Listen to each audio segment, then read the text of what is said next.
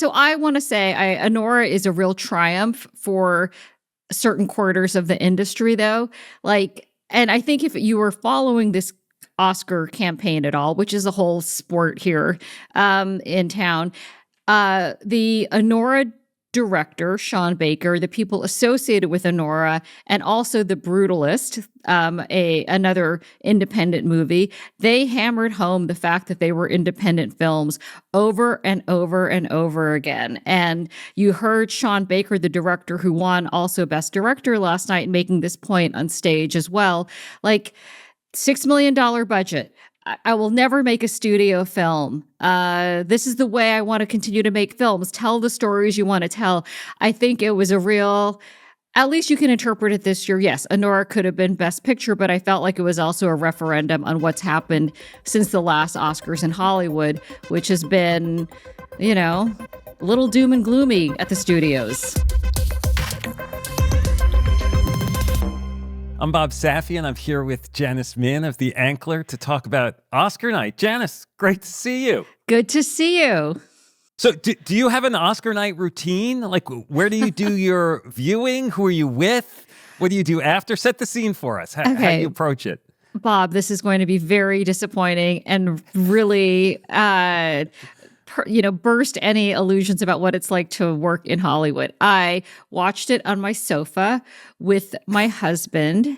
I got dressed at around 7:30 my time and called an Uber and went over to, I know how to pick an Oscar party. I went to the one for Neon, which is the studio that swept the night with Anora. It was at Soho House in West Hollywood, and it was definitely happening. Yeah, it must have been packed, and the spirit must have been good. I mean, it's the big winner of the night, a slew of awards, including Best Picture. And for a film that's taken in only about $40 million at box offices worldwide, which means most of the people watching on TV last night had never seen the movie.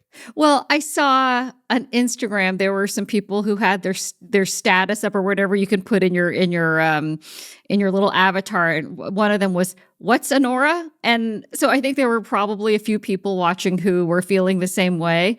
But I want to say Anora is a real triumph for certain quarters of the industry, though. And I think if you were following this Oscar campaign at all, which is a whole sport here in town, the Anora director, Sean Baker, the people associated with Anora, and also The Brutalist, another independent movie, they hammered home the fact that they were independent films over and over and over again. And you heard Sean Baker, the director who won also Best Director last night, making this point on stage as well. $6 million budget. I will never make a studio film. This is the way I want to continue to make films. Tell the stories you want to tell. I think it was a real, at least you can interpret it this year. Yes, Anora could have been Best Picture, but I felt like it was also a referendum on what's happened since the last Oscars in Hollywood, which has been, a little doom and gloomy at the studios. Yeah, and just to clarify for our audience, what independent film means. Is it just that they don't raise a lot of money, or they raise the money themselves without? Sure. The answer is yes to both. So an independent film is small budget. I think typically the budget is under $35 million. And it means that you are sort of scrapping together money from here or there. You're not beholden to the distribution machine of the larger studios. And by the larger studios, I mean like Warner Brothers, Disney, Paramount. And you are sort of MacGyvering together a story you want to tell.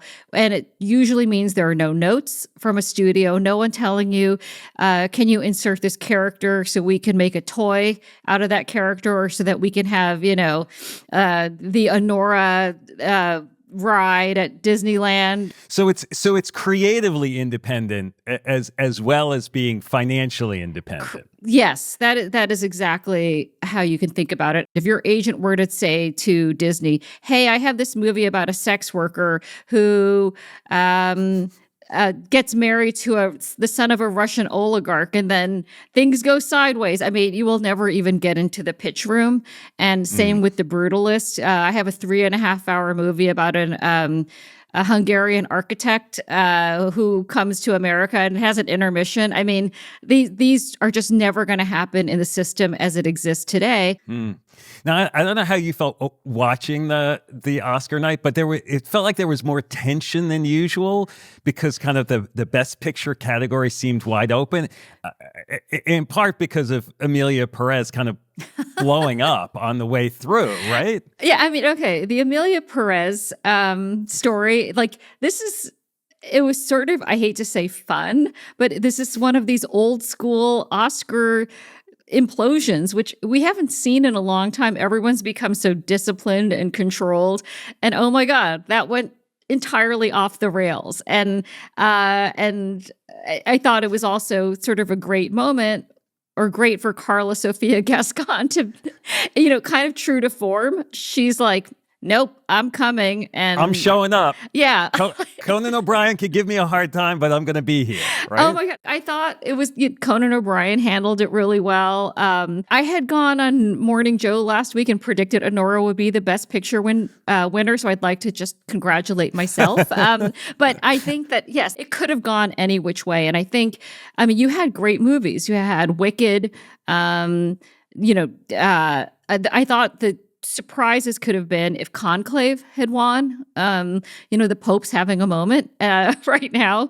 And then I thought I'm Still Here could have been the dark horse candidate. And that movie is about, based on a true story from Brazil about life under authoritarianism.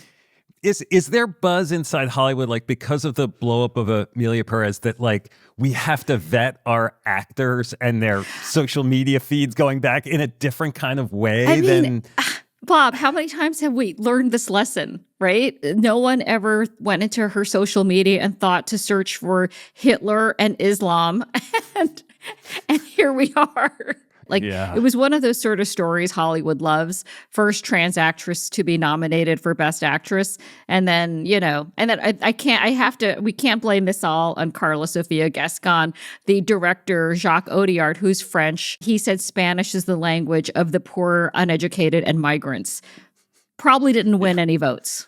There was also backlash against the brutalists for using AI, which I'm not sure I understand. Doesn't Hollywood love CGI and special effects? And people are so eager to pounce on anything that even has a whiff of AI. And they used Respeecher to make sure that Adrian Brody's Hungarian accent was like as good as it could be. I mean, By the way, we needed Respeecher to cut down Adrian Brody's speech last night. Yeah, he went a little bit off the rails there, didn't he? Yeah. I mean, it's great to win an Oscar, but, you didn't just, create peace in the Middle East or something also. Yes. So the biggest loser of the night, I thought going in, I was like, is it going to be Emilia Perez or is it going to be Netflix? Like, which way do you, and then... they flash on Demi Moore when she loses out on the Best Actress to Mikey Madison, and I thought, oh, she just looks so crestfallen. And then Hulu cuts its Oscar stream, which is like, in some ways, that's like the worst, not a good moment for Disney, which owns Hulu, is advertising its shows all night. Like, how did they get that wrong? Boy, we've learned about live streams and our streaming platforms in the past year is that they're not necessarily so reliable. They're kind of winging it in the same way everyone else is. So yes, and remember, Bob Iger is there in the audience, right? And he probably didn't really know till his phone started blowing up that had happened. And okay, so I would say Netflix. This happens all the time to Netflix at the Oscars, that they come in hot. They had the most nominations, and then there's still quarters of the Academy, the voting body, who can't forgive Netflix for not showing movies in theaters. And you heard Sean Baker make that a big part of one of his acceptance speeches, that we have to believe in the theatrical experience, the communal part of it. He got rapturous applause at that line. And there are going to be filmmakers and craftspeople in Hollywood who will believe in that till the bitter end and not want to reward those who don't make that possible. So they're just not going to reward those Netflix films, even if they're doing, I mean, the ambition of Amelia Perez was quite high. It was at Cannes, the Cannes Film Festival. It did show in theaters, but it didn't have the wide release that top talent wants. But what I do think this year was an interesting test case. If Amelia Perez hadn't imploded on the campaign trail, could this have been its year? And could this have been the breakthrough? Yes, Yeah. and I think that, that day is coming. And Demi Moore? Oof. Boy, I felt so bad for her. I mean, it's one of these things. You've been told you were anointed as the best actress winner months ago, right? And she gave a Golden Globe speech when she won there. That was basically, a warm up to an acceptance speech at the Oscars. It had all the narrative. Narrative is such an important part of these campaigns. It had all the narrative people care about: a comeback, an actress who was mistreated back in the day, and a story about, Hollywood loves stories about Hollywood. It's about an aging actress who'll do anything to remain young. I mean, that had all the perfect elements except for the number of voters. And that to me in a night of not that many surprises was probably the biggest surprise. I mean, you use the word campaign, and I think for a lot of viewers of the Oscars, they don't really realize all of these things that are going on in the background to, promote, even though you're not supposed to promote, right? Like that's kind of the myth about it.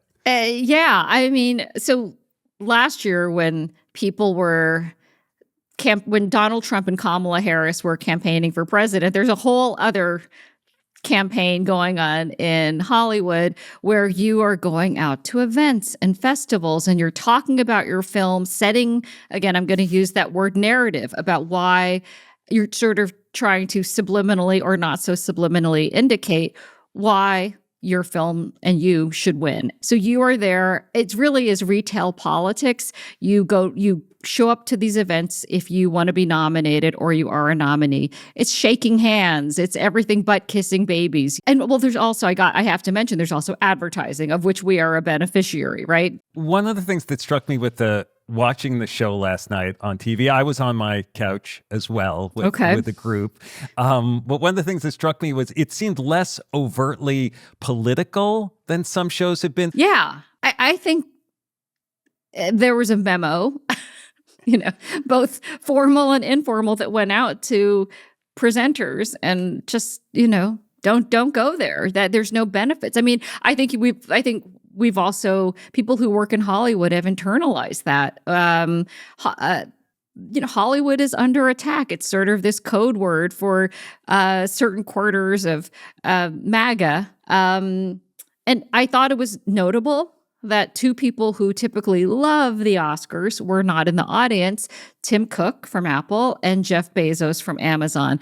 And those are two people who are not really beloved at the moment in the industry for their sudden turn towards supporting the president. And anyway, that it stayed relatively politics free. I think the moment of No Other Land winning definitely was about as political as we would get. And I just want to note, in documentary, best documentary, it's about the settlements in the West Bank. And I just want to note that in the sort of the chilling effect of the political climate is such that most documentaries are not getting bought presently unless they involve David Beckham and Victoria Beckham or a story about musicians. It's anything political is not getting bought at the moment. And the best documentary winner last night does not have a buyer or distributor still, which is wild. Zoe Saldana's acceptance speech for her Amelia Perez Best Supporting Actress win sort of struck out to me as something that was at least trying, making a statement about First Dominican, talked about her parents as immigrants, the use of Spanish language in the film. There was a way to say it without saying it, and she did that. And everything she said was factual about her life. And I think that remains a sort of she probably isn't getting blowback on that one today, though I could be wrong. Everyone gets blowback for everything, so who knows? What did you think of Conan O'Brien's hosting? What's the buzz around him this morning? I think it's pretty good. Like he did. Okay, the first job when when you're the Oscar host is do no harm, and he did no harm. But on top of that, he was pretty funny. I laughed out loud a few times, right? And one of the great charms of Conan is that he always makes himself the butt of the joke as well. And he was sort of delightful. I thought the monologue was absolutely great. And I liked that he acknowledged the Carla Sofia Gascon issue without destroying her in the audience. And the Adam Sandler bit was funny. The later on the headshots were funny. When they showed Timothée Chalamet's headshot as a ultrasound picture. I mean, he was sort of delightfully light and kept it moving. I don't know if he's going to go down as one of the top 5 greatest Oscar hosts of all time, but I think he will be invited back, which is a win. I mean, in that opening, he poked fun at Netflix over price hikes. That was funny.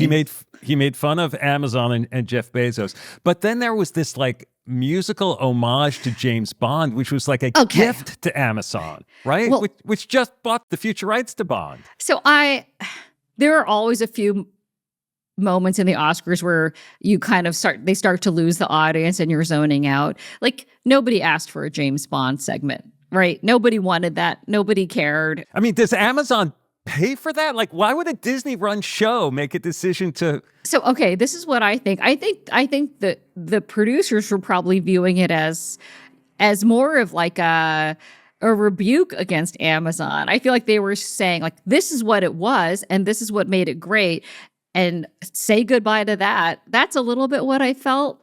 I mean, if when you're in that room, so you're trying to play to 2 audiences, which one of them is like the insiders of Hollywood, and then obviously the greater viewing audience. And I don't know, that one I felt like was maybe making a point to the insiders. So Conan also did a bit around cinema streams for, making a joke about watching movies in a theater versus on your phone or at home. And I guess what it brought up for me was how separate, and this is, I guess, his point, but how separate is film from TV really these days? Like a 4-part streaming series and a movie can sort of be indistinguishable. As we move to the future, the difference between a movie and a TV show? I know. And I think this existential argument or existential crisis that's happening here, right? Like, what is the art form and what qualifies as art? And how is this art preserved in a way that still retains all of its audience? And like Bob, I would take it a step further. What differentiates your creators you watch on YouTube and your Instagram Reels feed and TikTok with TV and film? I mean, it's all just kind of a continuous reel in people's lives. And so I think the fight is, how do you make film so special and something without being precious? How do you make it special and an event in a way that those other forms of media can't fulfill?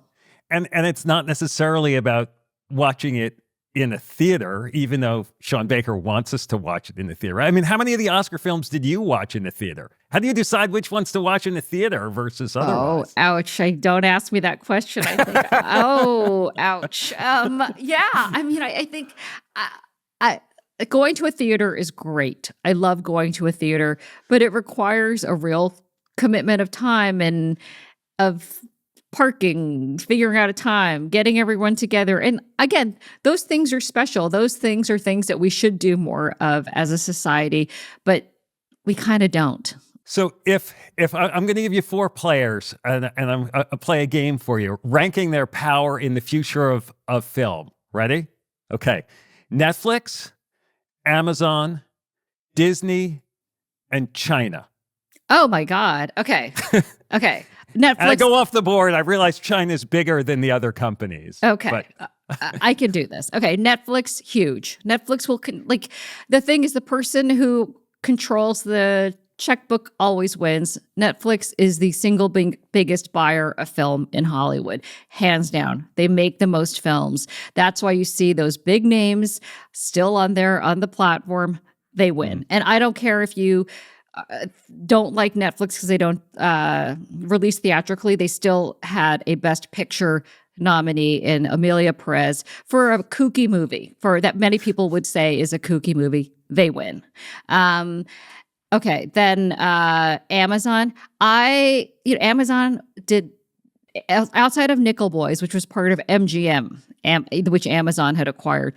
Amazon did not really score here in the Oscars. They didn't have an Oscar movie. So you could see, I think you can see some trend lines, particularly in the actions of, its chairman of the board.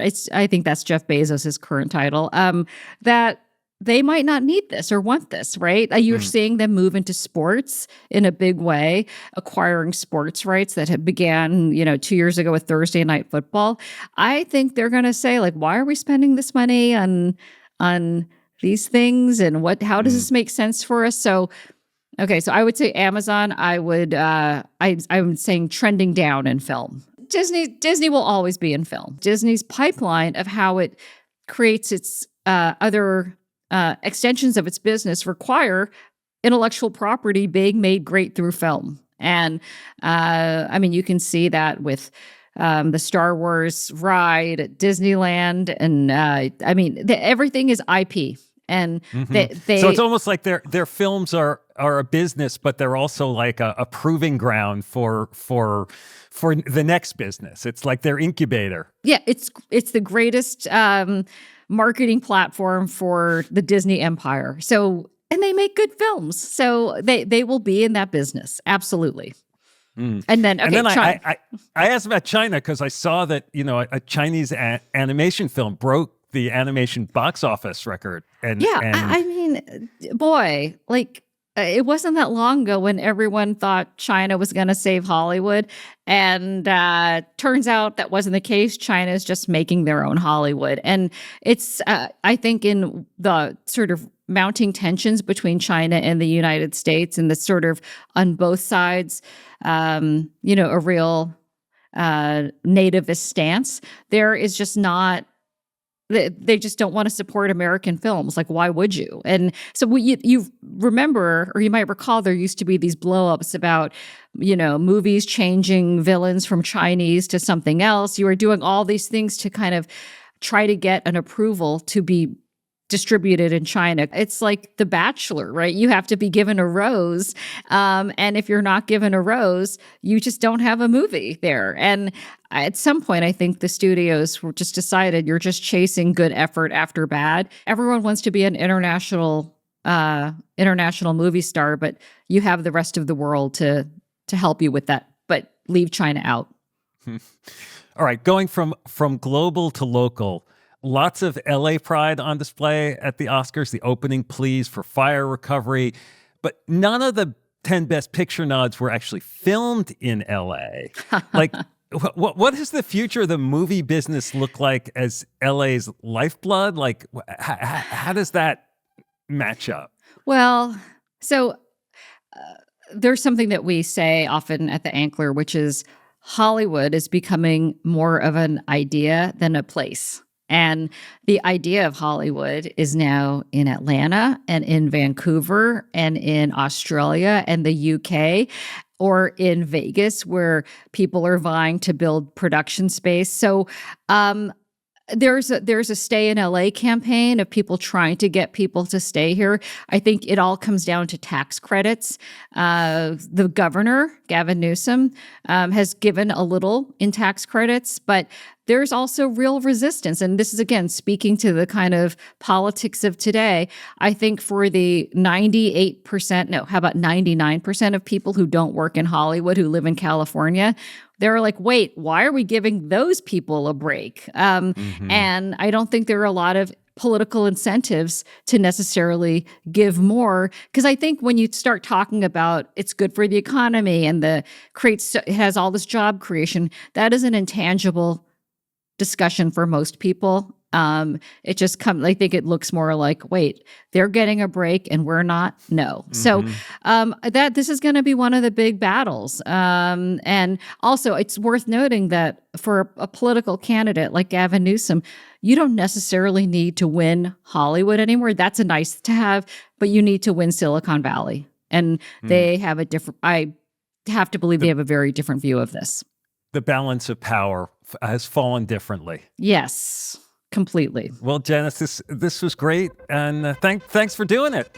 My pleasure. Thanks for having me.